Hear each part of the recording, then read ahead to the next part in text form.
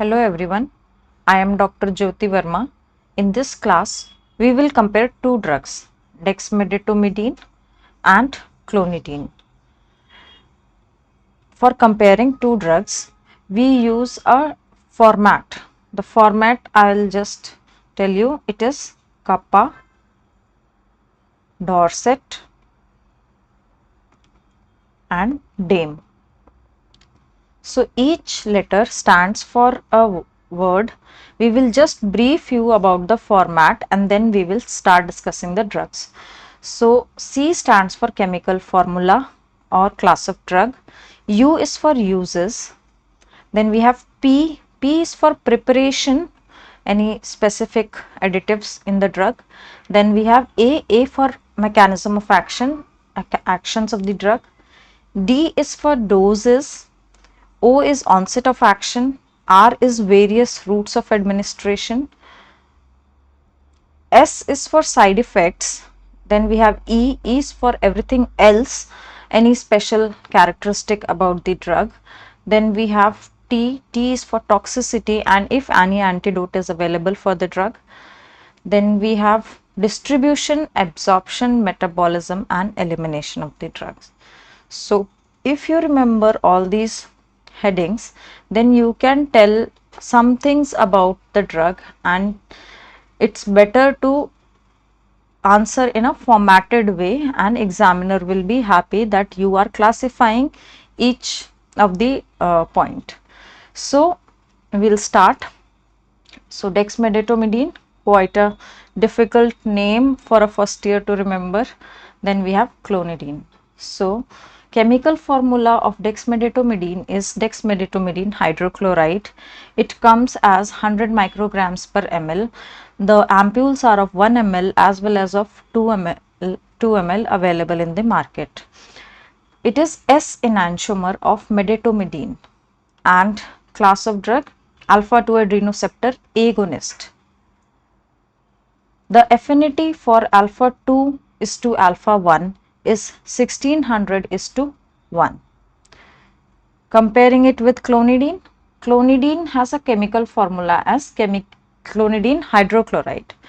Its concentration is 150 micrograms per ml and it usually comes in 1 ml of ampule. It is derived from imidazole. Another drug which we use in anesthesia has imidazole based structure, which is etomidate.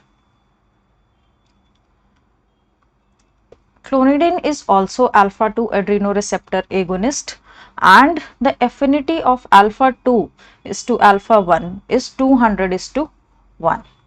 So what we have to remember is both are alpha 2 adrenoreceptor agonist, but the affinity of dexmedetomidine is 1600 is to 1, whereas for clonidine it is 200 is to 1. After this we come to uses of these drugs. So we all know that both the drugs are used for sedation, both the drugs are used as an analgesic agents, both are used for anxiolytic properties. Clonidine in addition decreases oxygen consumption and preserves renal function. So discussing about dexmedetomidine. Dexmedetomidine is used as a pre-medication. It is used for non-invasive procedures such as MRI. It is used in invasive procedures such as bronchoscopy or ERCP. Prevention and treatment of emergence delirium. Then it is used for analgesia. It is used in adult and pediatric patients in ICU settings. It is used in scoliosis surgery as an adjunct with TIVA because motor and sensory evoked potentials are not affected by dexmedetomidine. Then it is used in cardiac surgeries. It is used in awake craniotomies as it provides a sleep-like state. In patients with difficult airway who are candidates of awake fiber optic, we use dexmedetomidine for sedation to provide a sleep-like state to the patient and to do the awake fiber optic comfortably. Then we use Dexmed in cases of withdrawal from benzodiazepines or opioids, and it is used as an adjunct in peripheral nerve blocks. So these are the uses of dexmedetomidine. As clonidine has similar actions of sedation, analgesia and anxiolytic, it is also used almost similarly. It is used for sedation at a dose of 5 micrograms per kg per hour IV. It is used as an analgesic. It is used in general anesthesia to decrease the doses of induction agents such as Propofol. It is used in motor and sensory blocks as an adjunct. And other uses include opioid induced hyperalgesia in cases where the patient has opioid induced hyperalgesia or the patient has alcohol withdrawal. Clonidine is used in post-op shivering and in emergence delirium. It is used as an antihypertensive as well. After uses, preparation has no specific points, so we'll come to mechanism of action, actions of the drug. So we'll discuss this in detail. As we already know, both the drugs are alpha 2 receptor agonist. So they will act on alpha 2 receptor. This is clear. So they act centrally and peripherally on alpha 2 receptor. Alpha 2 receptor is G protein. So when Dexmed acts on pons, it acts on locus ceruleus of pons, then the action is sedative and anxiolytic. So what happens is when it acts on alpha 2 receptors, there is inhibition of adenylyl cyclase. Adenyl cyclase inhibition leads to decreased cyclic AMP. Decrease in cyclic AMP alters ion conductance and there is inhibition of release of norepinephrine. So this leads to sedation and an anxiolytic effect. Talking about analgesic effect, analgesic effect comes from action on alpha 2 receptors at dorsal horn of spinal cord, which inhibits substance P release. So mechanism of action of dexmedetomidine is mainly by acting on alpha 2 receptor. It acts centrally, it acts peripherally, it acts centrally, it acts peripherally. So if it acts on pons at locus ceruleus of pons, the action is sedation and anxiolysis. The mechanism is this, inhibiting the release of norepinephrine. And for analgesic effect, it acts at dorsal horn of spinal cord and inhibits substance P release. So after discussing mechanism of action of Dexmed, we will discuss the mechanism of action of clonidine. So clonidine is also alpha 2 receptor agonist. So it will also act on alpha 2 receptor and prevent norepinephrine release. Another thing, another difference between another point, special point of clonidine is that it is imidazole based. So the action is also imidazole based. There are three ways by which it acts through imidazole receptors. It inhibits catecholamine synthesis centrally. It modulates chronic pain and monoamine synthesis, and minimal effect is on pancreas. It modulates secretion of insulin from beta cells of pancreas. So it acts on alpha 2 receptors. Imidazole mechanism of action is inhibition of catecholamine synthesis, modulates chronic pain and monoamine synthesis, and minimal action is secretion of insulin from beta cells of pancreas. So this is the mechanism of action of both the drugs. After mechanism of action, we will discuss the doses. So usually dexmedetomidine is started as an infusion. So before infusion, we give a loading dose. Suppose I am just giving an example. I have to take a difficult airway case and I have to do awake fiber optic intubation. So I have to give a loading. Suppose the weight of the patient is 60 kg. So in order to provide sedation, in order to provide a sleep-like state, and in order to make the patient compliant so that he is cooperative during the procedure, I will give 60 micrograms over 10 minutes. And after this, I will start infusion with a rate of zero point 0.2 to zero point 0.7 micrograms per kg per hour. So usually you can start at 0.4 or 0.3 micrograms per kg per hour, depending upon the heart rate or baseline parameters of the patient. So, or depending upon the sedation of the patient. So it is a good drug as it maintains the respiration. So it is most commonly used. So the doses are clear, I think so. Loading is 1 micrograms per kg for 10 minutes, followed by an infusion of 0.2 to 0.7 micrograms per kg per hour. If we discuss about clonidine, clonidine doses are for analgesia and sedation 5 micrograms per kg per hour.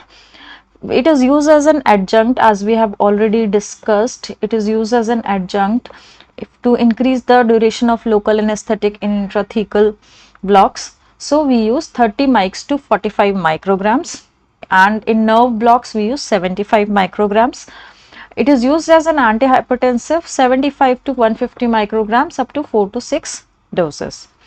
So after doses, we will discuss routes of administration, as there is no specific point on onset of action. So routes of administration are various. If we discuss about dexmedetomidine, we have IV route, oral route, buccal and intranasal routes, intramuscular and intrathecal and neuraxial blocks. So IV route, we have discussed the dosage.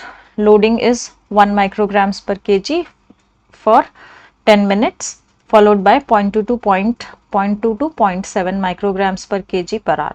Oral is 2.6 micrograms per kg. Buccal and intranasal is 1 to 2 micrograms per kg. We can use an atomizer for intranasal spraying of Dexmed.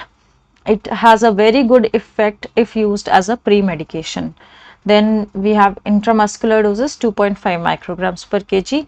Then spinal as an adjunct, we use it at a dose of 0.1 to 0.2 micrograms per kg. Epidural 1 to 2 micrograms per kg.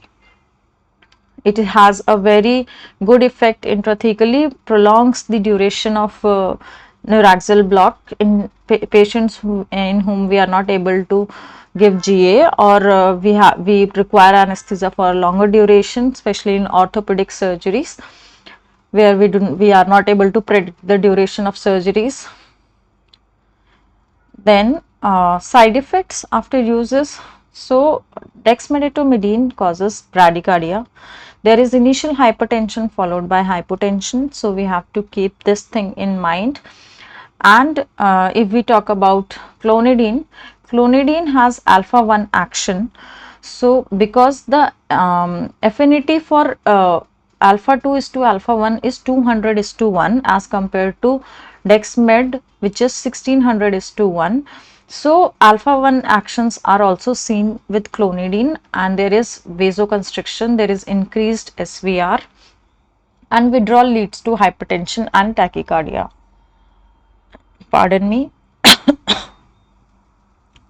Everything else we will be discussing, every system, the effects of the drug on every system. So if we talk about dexmedetomidine, cardiac, and we talk about cardiac system, so there is decrease in heart rate, there is bradycardia due to activation of SA node as well as AV node, and we have discussed that there is increase in BP, then which is followed by hypotension, and there is decrease in plasma catecholamines.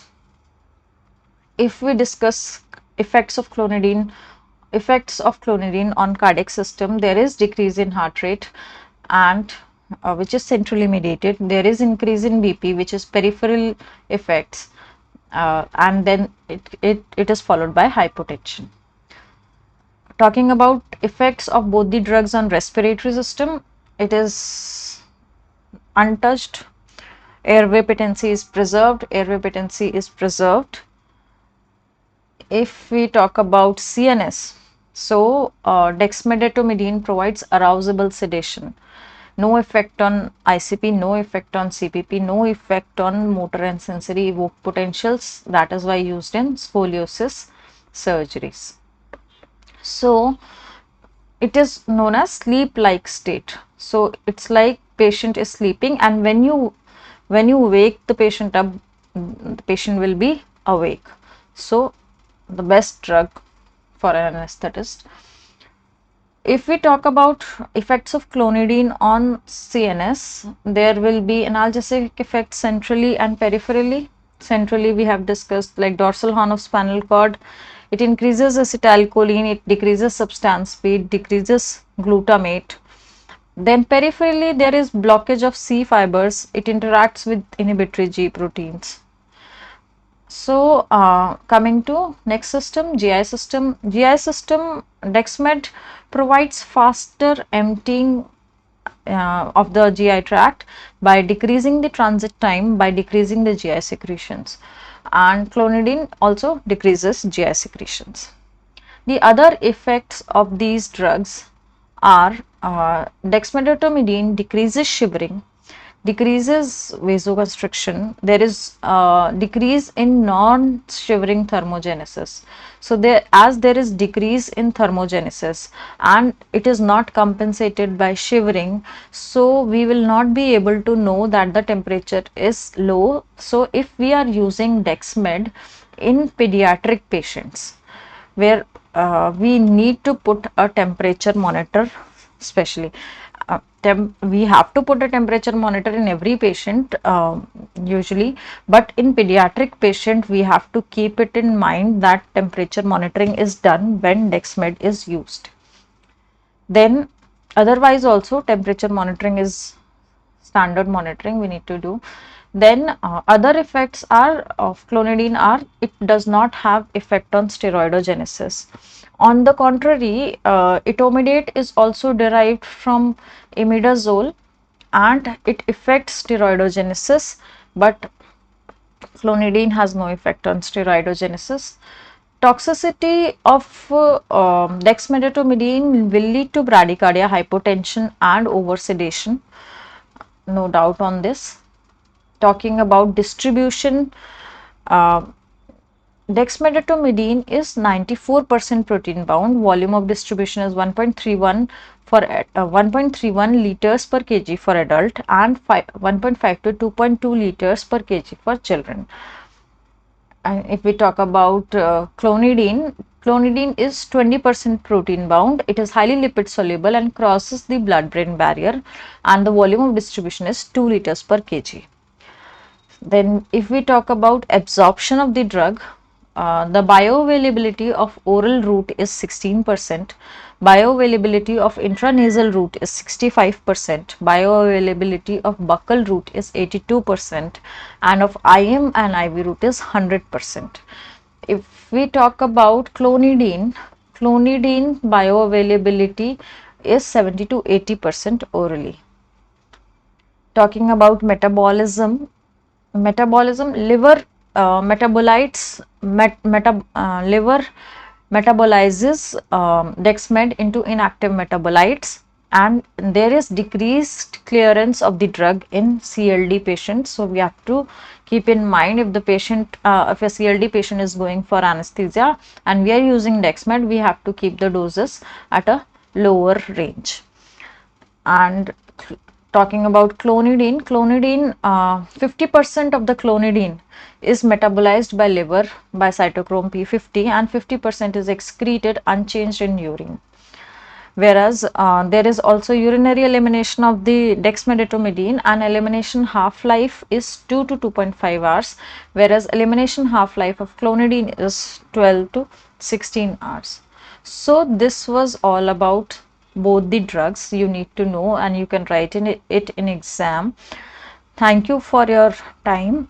If you like this video, please share this video, like this video, and if you have any suggestions, please write it down. And we have another video of adrenaline versus noradrenaline. You can go through it if you have time, and please share your experience. Thank you.